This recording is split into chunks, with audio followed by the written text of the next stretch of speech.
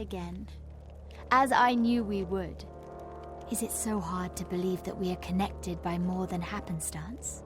I am here in search of knowledge. Of course you knew that already. I have spent the last several days at the feet of a great teacher. A man whose understanding stretches far back into our shared history. His name is Ivan Hughes, geologist and scholar. His research delves into the hidden messages of relics, runes, and writings. He believes my necklace, the one you retrieved for me, possesses a deeper significance. I would like you to speak to him. If it's not too much trouble, take the necklace as a token of our trust. He is a false god if ever there was one. I have seen him with my own eyes. Just a man, an ordinary man. Do not heed the fiction. I have lived all my life in the Feylands, but my family fell apart during the Crystal War. My brother Helic joined the Warsworn, and I have not seen his gentle face in years. Even my parents' old gods were of little comfort. The world changed around us, yet no one seemed prepared for it. I came west to find my purpose, much as you did. Despite what people will tell you, there is only one leader in Revival. Augur. He feeds off the instability and fear of our people. He wields the name of Telogris in pursuit of power, riches, and devotion. But he is not one of the preordained. Beware the false prophet and his minions. He was once a scholar in Edessa, I believe. A businessman and a scientist. His interest in me and my necklace is purely scientific. Master Hughes spends his days in the village studying the ancient Mitharan lith on the nearby hill. I must admit, the resemblance between those ancient stones and my pendant is undeniable. For several weeks now, these kind people have filled the role of surrogate family. All of us wish for a new start, far from Fey conflicts. But we have stumbled into new conflicts. Chaos and order. Telogris seems to feed on our desire for peace. Revival is not a utopia, but most of its people look out for one another. The Chaos cult passes through our midst occasionally, but they do not linger. They care nothing for our people, no matter what Augur claims. From what I have heard, the preordained have a single task: to abduct and terrorize their enemies. Farewell, fateless one.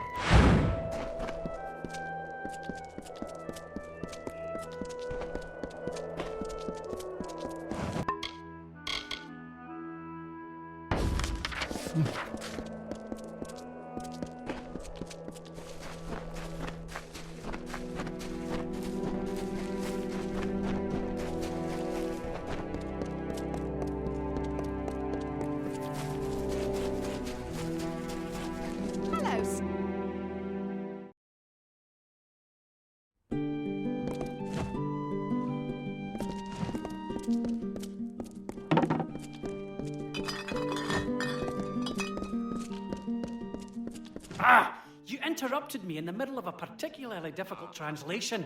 Now I'll have to start all over again. Oh, why hello. You must have been sent by the Crosswomen. Yes, that must be it. Master Ivan Hughes at your service. I am but a humble scholar, possessing expertise in both geology and gemstones. Miss Cross and I had gotten to talking when I noticed her peculiar pendant. It's quite old, you see. Quite uncanny. However, I noticed that it bears a stunning resemblance to ancient Mitharan stonework scattered throughout these very hills. I offered to make some additional comparisons, but, well, this region is quite hostile to newcomers. Perhaps you'd be available to act as a sort of bodyguard.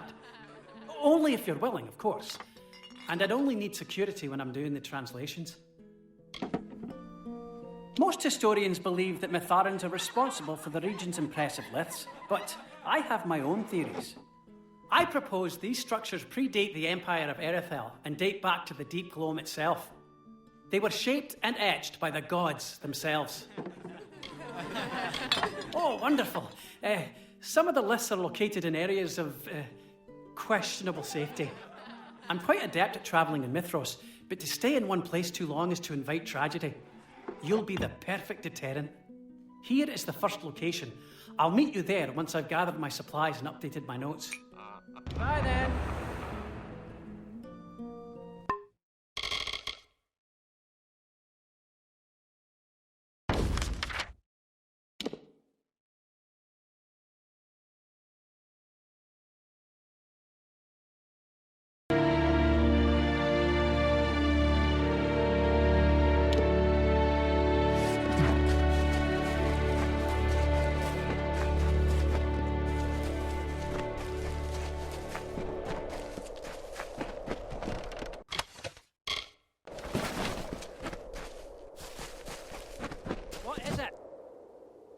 What a relief.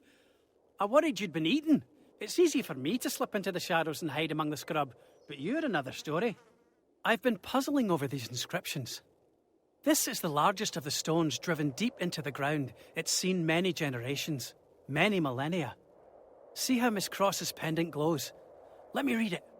Great passion swelled. The patrons called him, promised a reckoning. Walk the unbound path. I don't have the foggiest what it means. I'm going to make a few more notes. Why don't you go on ahead to the next liths and we can meet at each one? Bye then.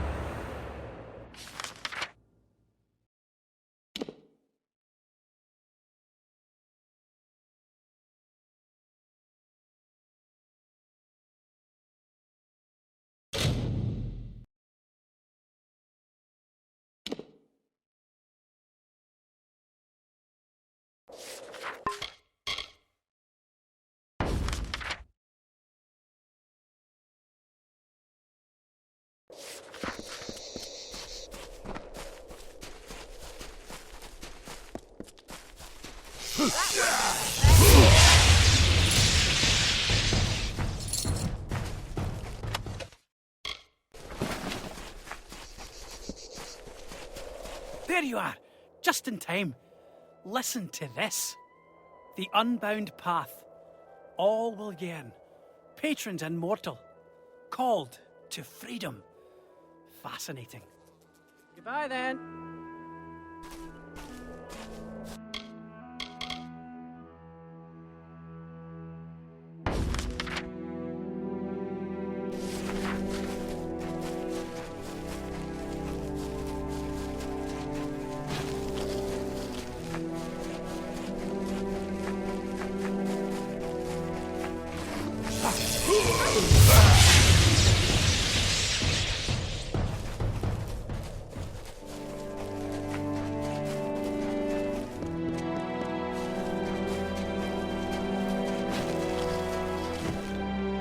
This one line has me stumped.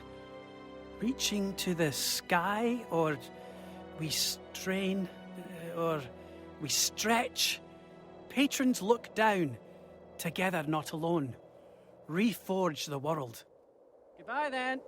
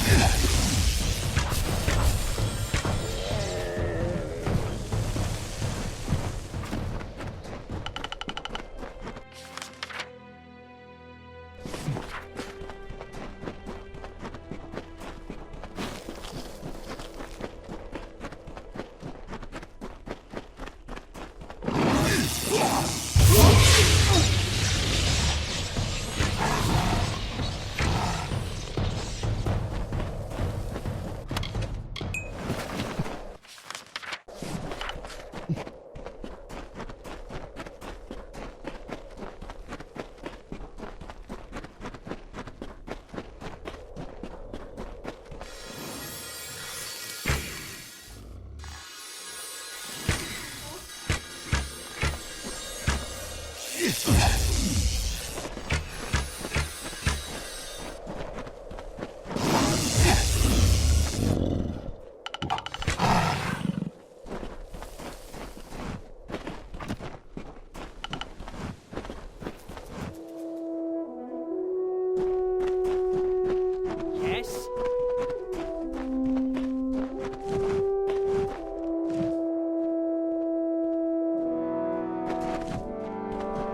See how the pendant reacts? It grows more pronounced with every lith we visit. This stone says, "One below the patrons, champion of fate, the unbound path, beckoning." Bye then.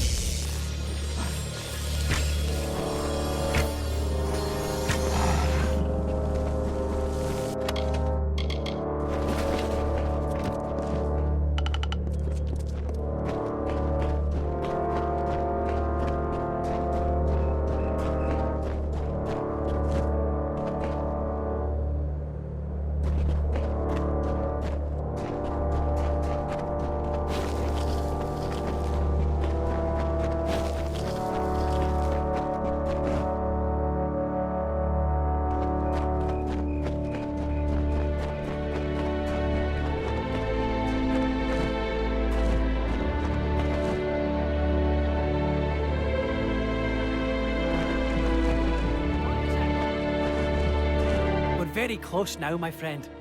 This narrative seems to imply that Mitharu was behind the emergence, that he alone ended the deep gloam. Out of the darkness, fate brings a dawn. Doorway open, the unbound path. Bye then.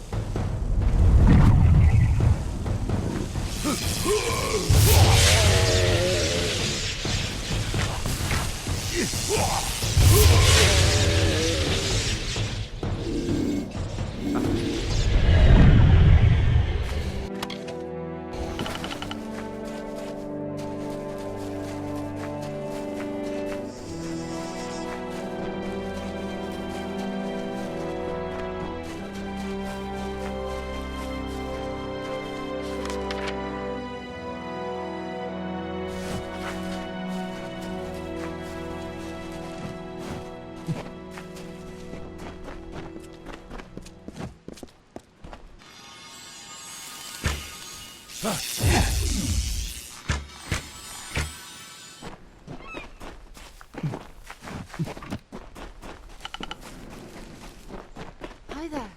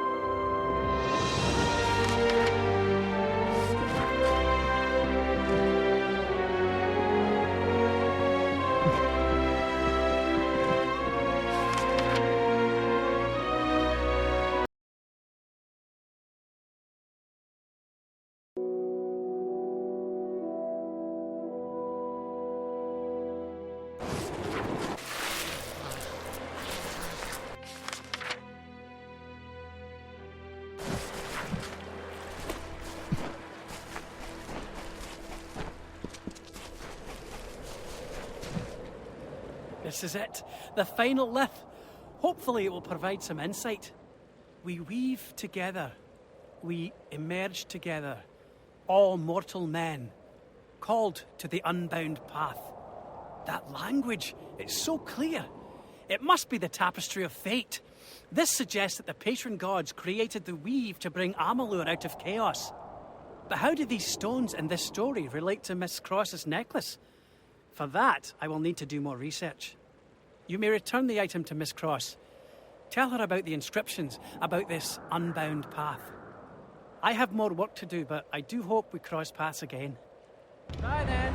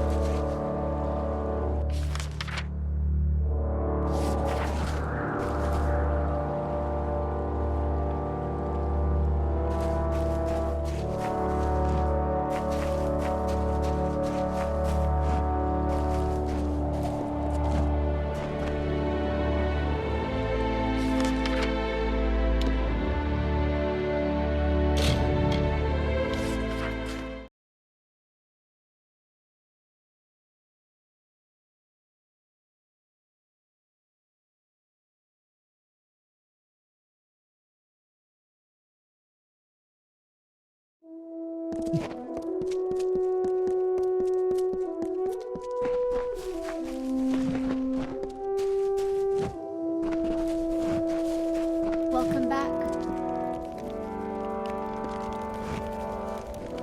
You have returned to me. And look, others have joined us. Like me, they believe you are more than a warrior, more than a hero. You are the Fateless One, and if any god in Mithras is to be worshipped, it is you. So Ivan has discovered the unbound path. It is a phrase that I have heard before. I will need to consider it until we meet again.